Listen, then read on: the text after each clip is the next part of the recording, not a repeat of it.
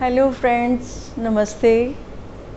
मैं नरेश आहूजा एक बार फिर आपके साथ कर रही हूँ बात। फ्रेंड्स, आज तो मैं कहूँगी हम बने, तुम बने एक दूजे के लिए। आप जैसे सुनने वाले हैं, मुझ जैसे बोलने वाले हैं, तो बातचीत संभव है। और हम तो थैंक्स भी करते हैं यूट्यूब का, व्हाट्सएप का, जिसके द्वारा हम आपस में बातचीत बहुत आराम से कर सकते हैं। और ये भी एक साधन है जिसके द्वारा हम जुड़े हैं, तो इसका भी धन्यवाद बनता है। तो फ्रेंड्स, ज़रा सी कल्पना ही करें तो रोंगटे खड़े हो जाते हैं। मैं अभी सोचूं कि अगर मेरे पास बोलने की पावर ही नहीं है, स्पीकिंग पावर नहीं है, तो मेरा क्या होगा? तो मैं बातचीत कैसे कहूँगा? आप मुझे मौन रहना तो वैसे भी नहीं आता है। दिन रात या तो मैं बोलता ही जा रहा हूँ, नहीं तो मेरा मन बोलता ही रहता है। अंदर या बाहर हम लोग बोलने में ही विश्वास रखते हैं। तो बोलचाल ज़रूरी भी है, क्योंकि ये ऐसा साधन है, ये ऐसी कम्युनिकेशन है जिससे हर समस्या का हल हो सकता है।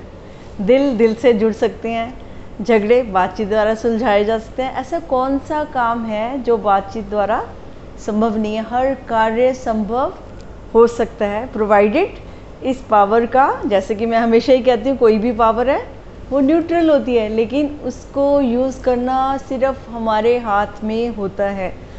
हम अगर किसी भी पावर का समझ से यूज़ करेंगे तो वो हमारा हमेशा फ़ायदा ही करती है, नुकसान होने की संभावना नहीं रहती।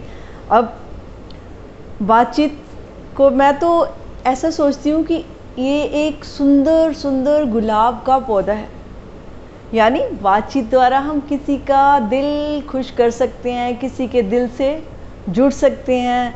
ज़रा सी हमारी कोई तारीफ़ कर देता है, हम कितने खुश हो जाते हैं। हमें वो कैसा लगता है, ये तो मेरा बड़ा अच्छा मित्र है, वो तो मेरे बारे में ऐसे कह रहा था। और ज़रा सी हमारी कोई बुराई किसी के सामने कर देता है तो हम तिल मिला से जाते हैं, और ऐसे लगता है कि जैसे इससे तो मैंने बात ही नहीं करनी। तो इसका मतलब बातचीत करने का ढंग, बोलने का ढंग इतना इतना इम्प्रेस करता है हमें कि इसी इम्प्रेशन के चक्कर में कई बार हम धोखे में भी आ जाते हैं। क्योंकि लोगों को पता है कि इनको मीठा मीठा सब अच्छा लगता है, तो ज़्यादा ही मीठा खिला देते हैं, तो शुगर भी हो जाती है। तो कई बार गलत इरादों के साथ हम मीठा मीठा बोल के दूसरे को धोखे में भी डाल देते हैं। तो हर पावर को सोच समझ कर यूज़ करना है कि मुझे अपनी जानकारी होनी चाहिए अपनी पावर की, कि मैंने अपनी पावर को यूज़ करना है। दूसरा जैसे वो कर रहा है तो वो उसको मुबारक है, उसका भी हक है अपनी पावर को जैसे भी यूज़ करे, और जैसे करेगा तो फल भी वैसे ही निश्चित रूप से आएंगे। तो मुझे एक बड़ी अच्छी बात याद आती है कि एक बार एक नौजवान बच्चा था, वो शहर में आया हुआ था पढ़ने के लिए। तो एक दिन वो बीमार हो गया। तो आस पड़ोस में अच्छे संबंध थे, सबसे नमस्ते हाय हेलो होती रहती थी। तो एक दिन वो बच्चा बीमार हो गया, तो उससे पड़ोस वाली आंटी की याद आई कि आंटी कहती थी कोई काम हो ना तो मुझे बताना बेटे। तो उसने सोचा कि चलो ठीक है, आज मैं बीमार हूँ, मेरे से कुछ हो नहीं रहा, तो मेरे से तो खाना भी नहीं बन रहा, तो मैं आज आंटी के घर चलता हूँ, उनको बोलता हूँ कि प्लीज़ मुझे खाना बना दो। ठीक है। तो जब वो बच्चा उनके घर पहुँचा तो उनको बोला, उन्होंने उनको बिठाया, पानी पिलाया। ठीक है। फिर उन्होंने कहा कि आप बैठिए, आपकी तबीयत ठीक नहीं है, मैं आपके लिए आटा गूँथती हूँ, खाना बनाती हूँ, तो आप खाना खा लीजिए। तो जब तक वो आटा गूंदने लगी है ना, तो वो बातचीत उन्होंने शुरू कर दी। उस बच्चे ने क्या कहा, उसने कहा आपके बच्चे कहाँ गए हैं? तो वो आंटी जी पड़ोसन उनकी कहने लगी कि वो तो अपना कॉलेज चले गए हैं, तो वो खाना खा के गए हैं, आप ही बनाते हैं उनका खाना? तो इस तरह के प्रश्न वो उनसे पूछता रहा। तो उन्होंने बोला हाँ, मैं उनके लिए खाना बनाती हूँ। आपने क्या बनाया था? मैंने सुबह ये बनाया था। जैसे आपस में बातचीत चलती है। अब इतनी सारी बातें सुनते सुनते वो आटा भी साथ साथ गूंद रही थी। और इतने में उस लड़के ने क्या कहा, उसकी बोलचाल कैसे प्रभावित कर गई आंटी जी को, जो कि उसके लिए बड़े प्यार से खाना बना रही थी। तो उस लड़के ने बोला कि आंटी, जब आप मर जाएंगी, मैं तो ये सोच रहा हूँ, तब आपके बच्चों का क्या होगा? उनको खाना कौन खिलाएगा?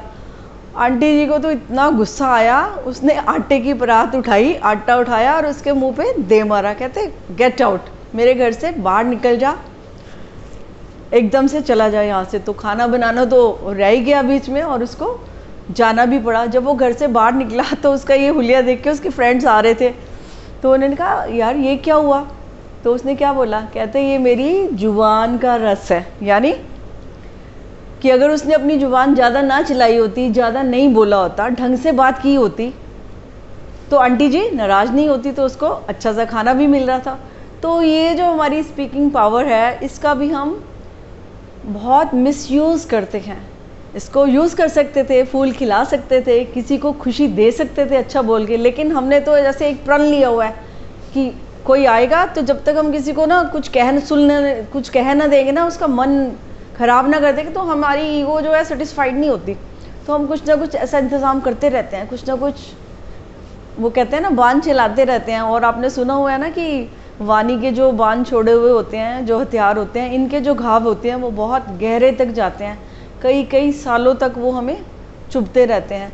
तो जो इतने गहरे घाव होते हैं, जिनकी वजह से इतने डिफरेंसेस आ जाते हैं, इतनी दूरियां आ जाती हैं, तो ऐसे हथियार का तो बड़ा सोच समझ के प्रयोग करना हमारे लिए बहुत ही ज़रूरी हो जाता है। वरना क्या है, हर पल टकराव है, ज़रा सा उल्टा सीधा बोल के देखो, उसी समय झगड़ा हो जाएगा। सारी बातचीत, सारे झगड़ों की जड़ में होता ही क्या है, सिर्फ बातें। आप ध्यान से देखो, छोटी छोटी बातें हमारे इतने बड़े बड़े रिश्तों को बिल्कुल दूर कर देती है। उसने मुझे ये कह दिया, उसने मुझे ये कह दिया।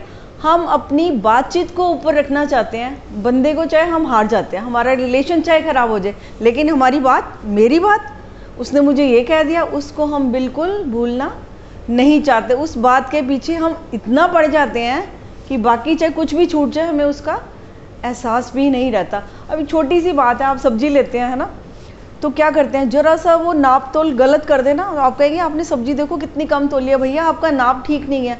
वहाँ पर हम बड़े जागरूक हैं, लेकिन जहाँ पर हमारे संबंधों का सवाल होता है, वहाँ पर हम क्या करते हैं, वहाँ पर हम अपनी वाणी को नाप तोल के बोलते ही नहीं है। कहते हैं ना कि बोलने से पहले 100 बार सोचो, पहले बात को तोलो और फिर बोलो।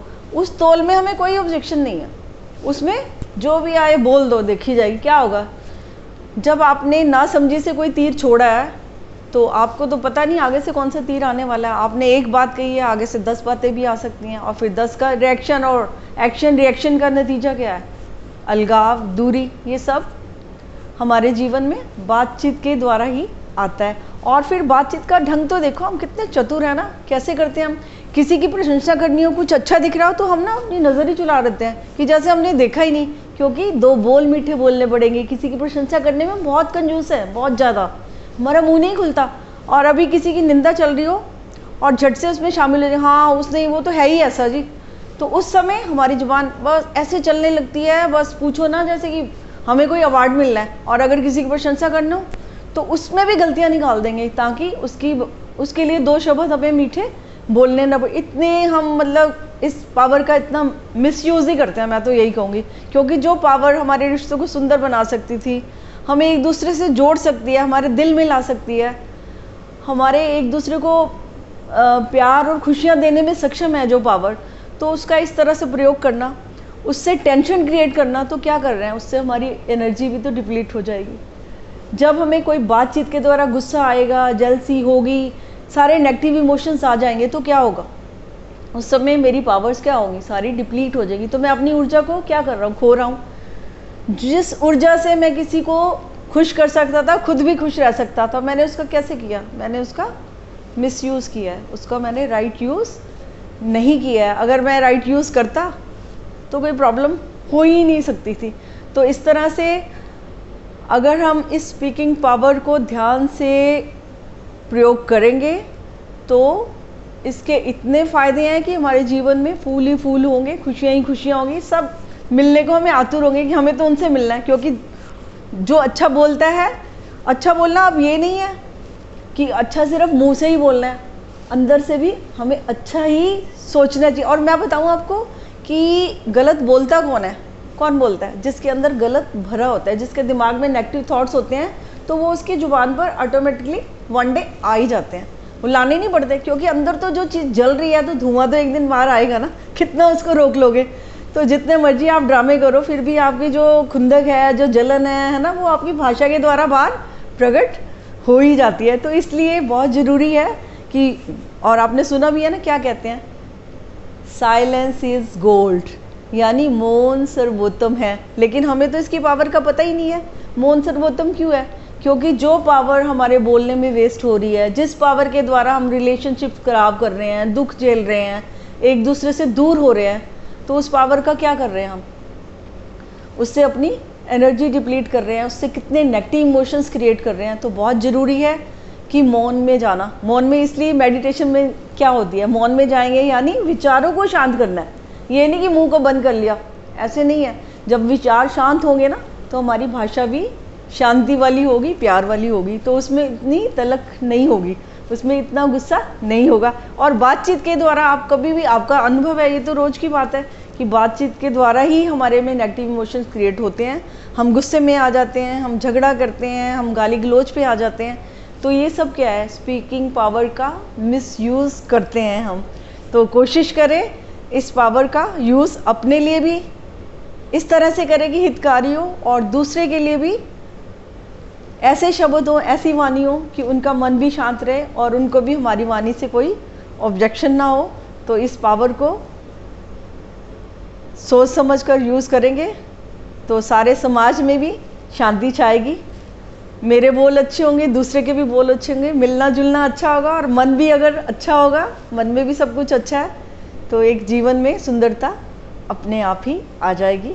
तो इसी के साथ आपका बहुत बहुत धन्यवाद।